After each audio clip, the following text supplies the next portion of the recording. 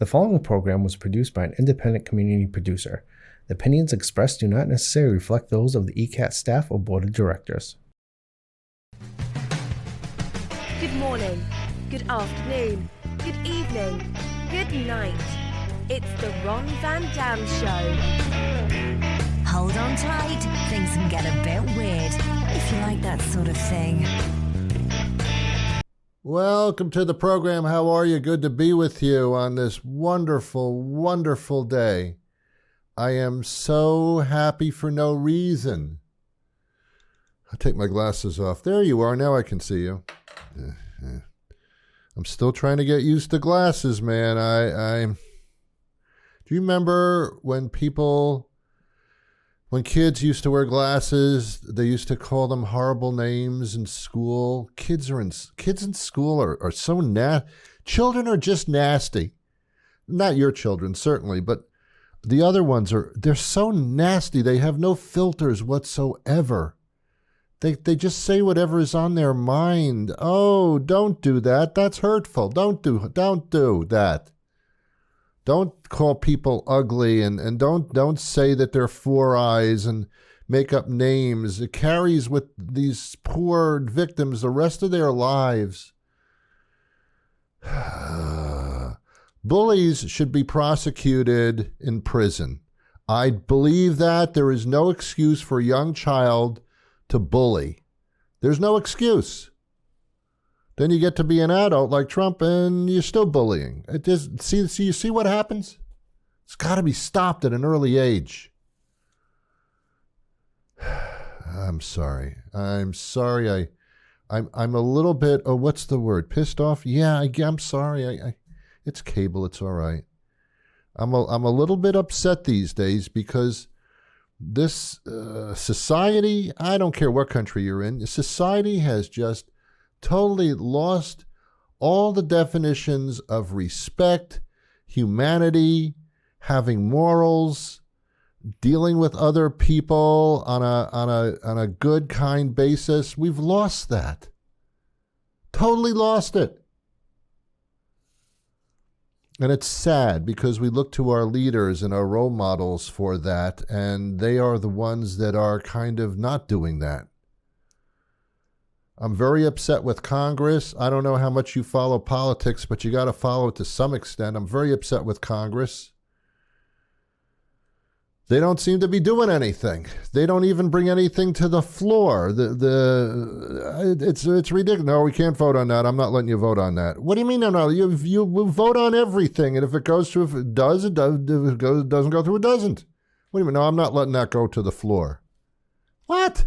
Seriously? Bothers me. It just bothers me.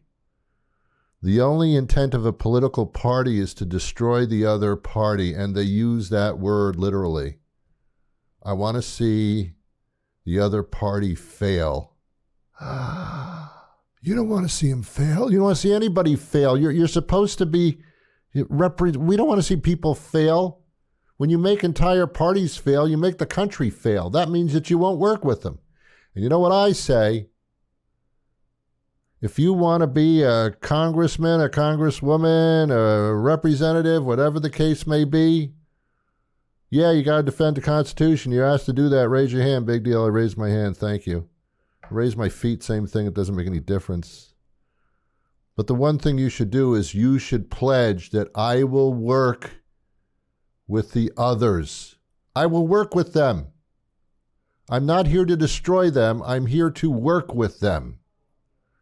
They don't seem to get that part of it at all. Any entity that is out to destroy half of its entity is out for destruction, and I can't prescribe to that. And I'm a little bit upset, and I think you should be too, especially the younger generation, because you're going to be left with all of this stuff. With all the stuff we're not doing, you're going to be left with it, and then it's going to be too late. Man, I mean, if I could, I would write every representative and every congressperson, if that's what you call them, and I would say, I don't care who you are or what you do. Work with the other person. That's your job. Do it. You know, when I was brought up, I learned compromise. You know that word compromise? If you're going to have two people, they're usually going to have two differences of opinion. And both of them are to be respected if they really believe in what they're saying. But that's where you go from it. You go, okay, I'll meet you in the middle. Then we'll see if we stay in the middle. Maybe we'll shift a little bit this way, maybe a little bit this way. But at least we'll get something done. Let's do the things that at least we agree upon within that subject matter instead of nothing whatsoever. Let's stop tagging other things into this bill that have nothing to do with the bill. Let's pass what we agree on. But they don't even do that. Any one of these representatives or Congress people who are being snippy and nasty, go home. Get out of here. Get out of here. Your job isn't to destroy. Your job is to build. And you're never going to get it the way you want completely. Neither side's going to get exactly what they want, but they're going to get some of what they want. Who is it, the great philosopher? Who was that? Who was the great philosopher? I think it was Confucius, who was confusing when he said things. Confucius, I think he said, you can't always get what you want. And then he repeated it. He said, you can't always get what you want, but if you try sometimes, you just might find you get what you need. I don't know if it was Confucius or Buddha or the Rolling Stones, one of them. But never a truer word has been spoken. All right. That comes under the category today of what I'm talking about, and what it is enough of this crap. Enough of this crap. I've had it. I'm done.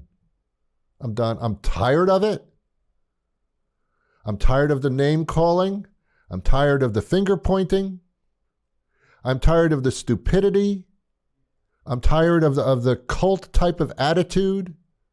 Right or wrong, I'll kiss your butt. I'm sick of that.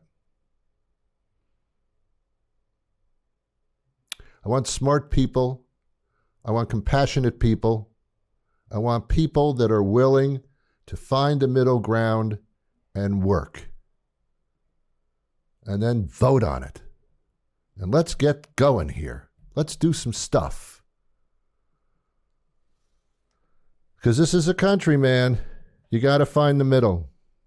It's not a country of extremes. Extremes don't work. The middle. Search for the middle. Okay. Thank you. Okay, your turn. What do you want to talk about? Oh, nothing? You got nothing to say? All right, fine. I'll just talk. I don't know. You know what I miss? A lot of the small towns, bigger towns, had a thing before. Remember COVID? Remember that? How come COVID, millions of people were dying? There was nothing on the shelf. There were no supplies. You couldn't touch anybody. You couldn't be near anybody. That part I liked. It was very scary. You forget how scary it was when it came on like that. People were getting sick and they didn't look good. Hospitals were filled up. They were putting people in the hallways and outside in tents. It was bad. And don't tell me, oh, that's theory stuff. That's just made up. No, people were in tents and they were sick and they were dying. That was real. After all of that, I have to this date, and maybe it's just me, I have not seen one T-shirt that says I survived COVID. Not one. Wouldn't that have been a gold mine for the T-shirt companies? Hell, when someone wins a Super Bowl or the NBA title or something, they print up T-shirts before they even knew who the winners were. But when COVID ended, and it kind of did, not one T-shirt. Not that I've seen. Anyway, we survived COVID. I know people that didn't. But not one T-shirt. Anyway. When COVID hit, I lost a part of society that I loved. You see, I love food. I think we all love food. I think Americans love food way too much. A good deal to an American is a lot of food. They don't really care what it is, just give me a lot of it. I want value. I want food piled high on my plate. That's all I'm looking for. Something that I can stick my face into. Well, they used to have something in these towns and cities called a taste of, and then the name of the town. There was a taste of Swampscott. Ooh, ugh. A taste of Athol, Athol. Not sure I'm going to that one. There was a taste of Easton. I don't know, wherever Easton is, I have no idea. There was a taste of Brockton. A little salty. There was a taste of New York, a taste of Lyme, Connecticut. Yeah. There was a taste of Sharon. I don't know. I think I'm confusing that with my high school dating days. But towns had these tastes where you would get a ticket that was a little bit too expensive. And then you would just roam this big room, and they would have vendors trying to sell you things, and you get little bags and little water bottles and things like that, and pens. You got a lot of free pens.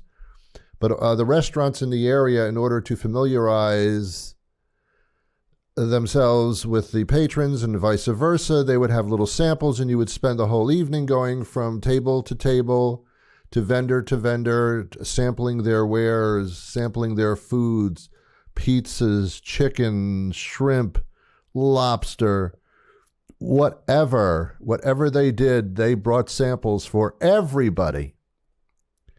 And they would have some music in the background, and people would meet each. Bob, how you been? I haven't seen you in a while. Isn't this wonderful? Yeah, it's great. It's funny, when you went to one of these taste things where everybody's walking around sampling food, every single person there had food on their shirt. Every single person had food on their shirt. Food on their shirt. Nothing on their shirt that said, I survived COVID. But food, little stains. It was wonderful. I looked forward to it every single year.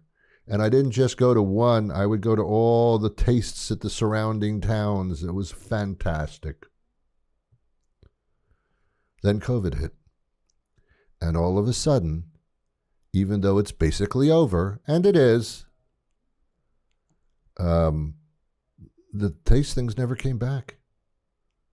I don't know of one town that actually, I think in Randolph they had something like that. I really don't know. But that's all, and I don't even know what it was. But in any event, if you're listening, if you're a town and you're listening to this show, and you probably are, bring it back. Don't be scared. Don't be scared anymore. Bring the taste thing back. It was so wonderful for the community. It raised money, too. People got to see each other and socialize and sample the foods. I went to some of these things and I tried their stuff, and hey, this is pretty good. And I ended up going there about a week later to sit down and have a meal there because I thought it was good. I wouldn't have known that the food was like that good. So it actually works. But they don't do it anymore. Do you have other things to do? Are you too busy? What is it? Are you too busy like posting water bans? What? Why can't we have the taste thing back again? Just saying. I'm just saying. Look, if I've achieved anything on this show, maybe I'll get your taste festival back again. How about that? That'd be wonderful. I don't know. That's sad. was reading a magazine article. I don't remember. I don't know, it was a Boston Globe or something like that. And it had an article about the proper way to fall. I'm not talking about autumn. I'm talking about falling down. Falling down is very interesting. When you're younger and you fall down, you get right up. You could even be bleeding a little bit. You don't even do anything about it. You know, if you're a little wuss or something, you might cry and go home to mom, and she says, it's okay, don't worry about it. And you're out and playing again in 2 minutes. When kids fall down, it's not a big deal because all their stuff is new. I got new knees, I got new arms, you know, my bones are still growing. They're flexible as hell. So it's great being a kid. And when you fall down, how far do you have to go before you hit the ground? You know, maybe a foot? You know, it's not a big deal. Then you get older. And then you got the kids that start playing sports, and all of a sudden, by the time they're 30 years old, they've had like 3 knee operations. And that'll come back at you, kids. That'll come back at you. And then you get into your senior years, and if you fall down, that could be the last time you ever fall down, so to speak, if you know what I'm saying. It can be cataclysmic or cataclysmic. It can be horrible. You break your bones. You're very brittle at that point. I don't know what happened. You become brittle. It's scary. Scary. It's like when you fall down, you're going to smash into 1,000 pieces. I mean, like really brittle. There was a television commercial when I was growing up. There was an elderly lady, and she fell down, and she couldn't get up, and she verbalized it by saying, I've fallen, and I can't get up. And we used to laugh at that. We made fun of that line, you know. And then you get a little bit older and you realize that's not that funny. That's not funny. That's not funny. That's real. When you fall down, you can't get up. So this magazine article talked about the proper way to fall. And I immediately started laughing. Do you think? Well, first of all, the article says if you're falling, take your shoulder carefully, not on your shoulder, but in this area here, and roll into the fall. You know, like make your body like limber. Oh, okay, easy. Make your body limber, and don't stop your fall with your hand. You'll break your wrist and your arm. Roll with it, like with your shoulders, like you're rolling down a hill, and you'll be fine. Okay, that's stupid. If I'm falling, I don't have the time to say to myself, all right, let's see now. I'm going to employ my shoulder and I'm going to roll into it probably like that. No, you fall down and a split second later, you're on the ground. You don't know why you fell. You don't know how you got to the ground. All of a sudden, you're on the ground. You don't have time to go through the rolling steps. It's the stupidest article I ever read. I'm sorry. Let me call an ambulance. Sorry that you fell.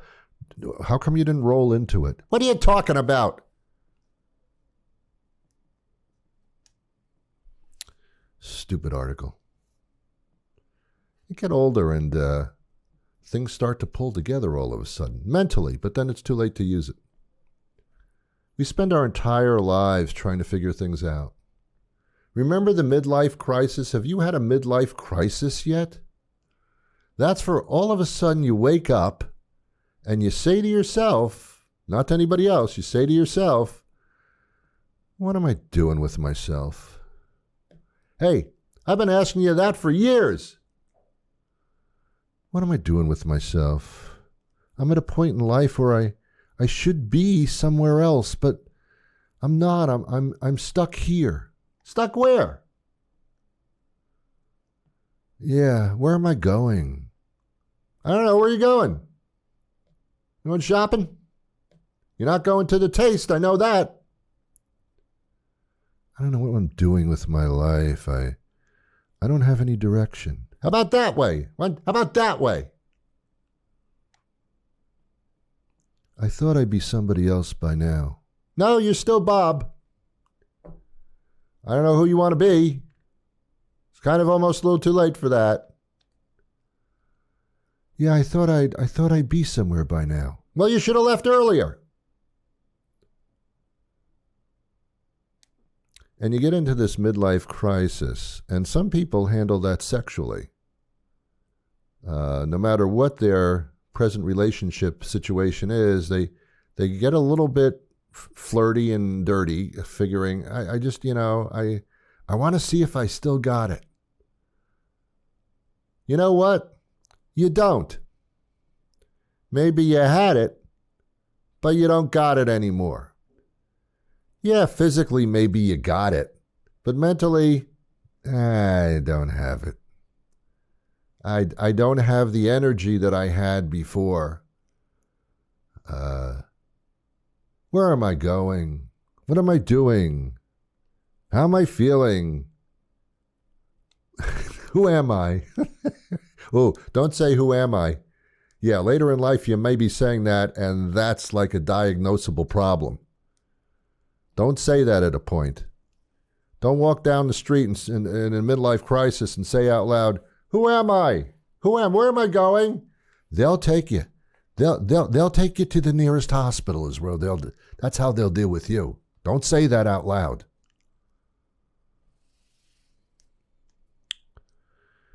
And, we all go through it. It's not just you. It's not just me. How many times a night do you get up and pee?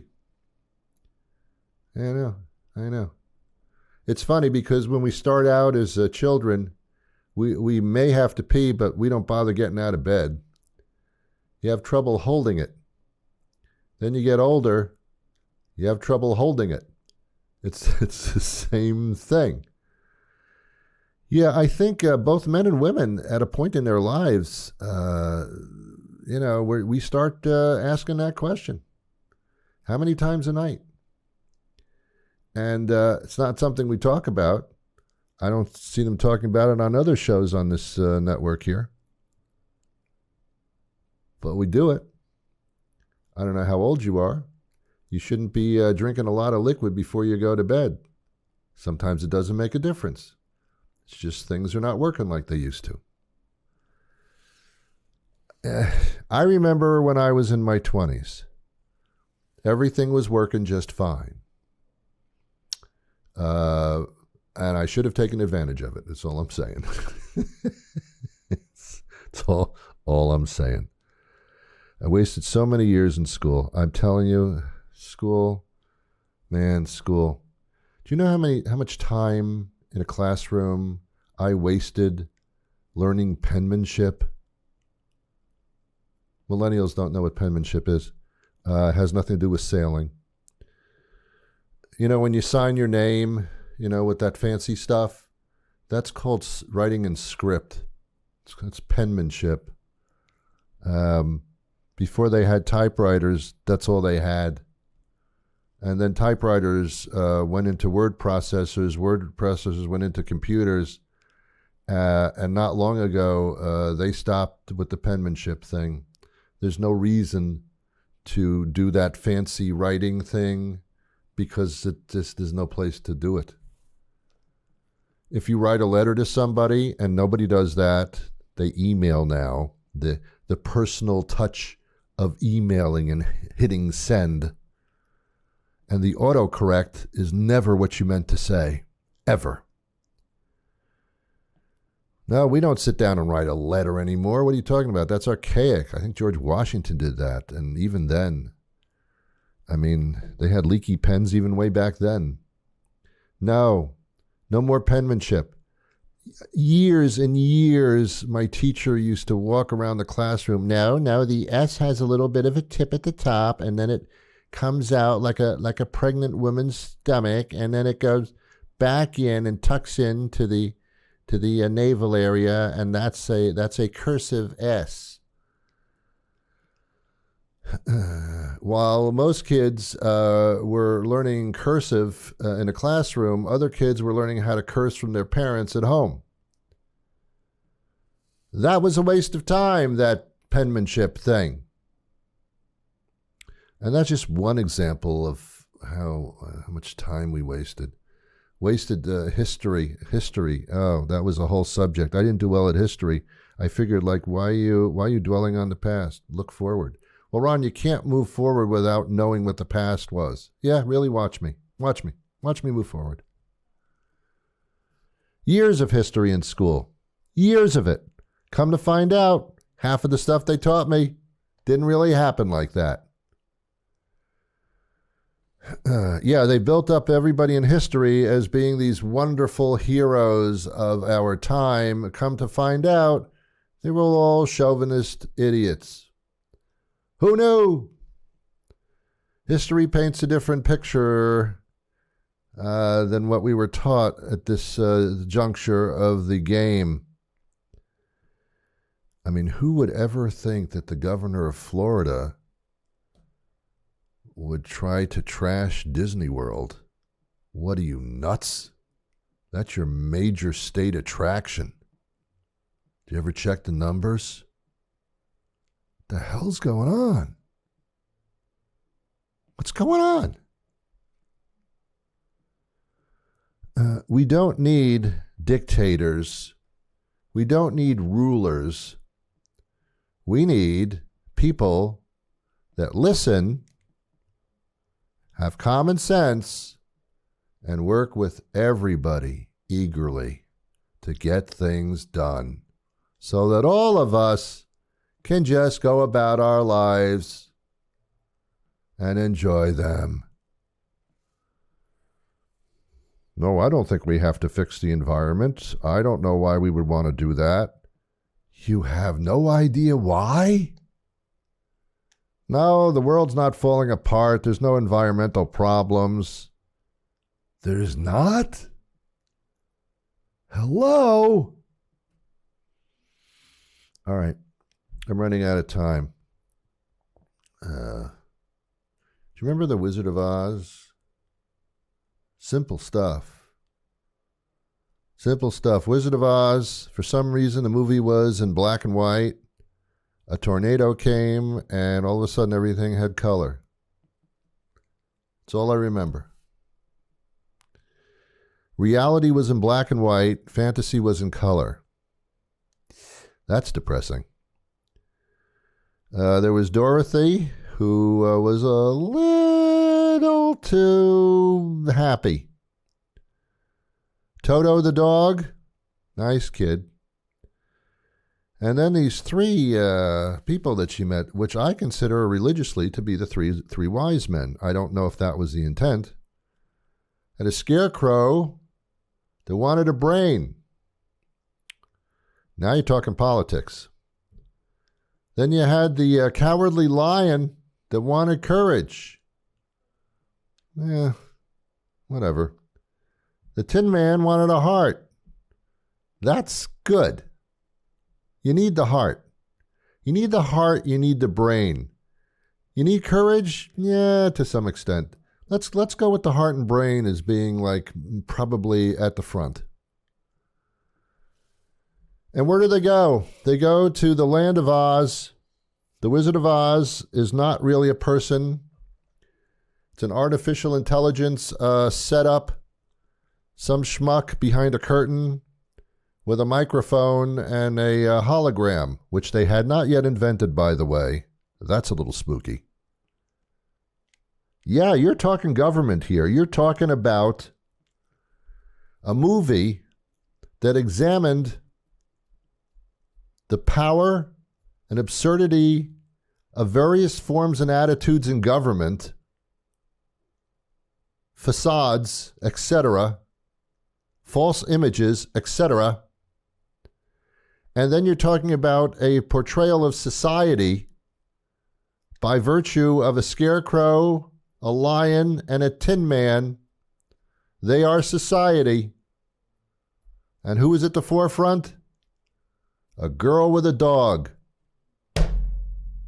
Need I say more?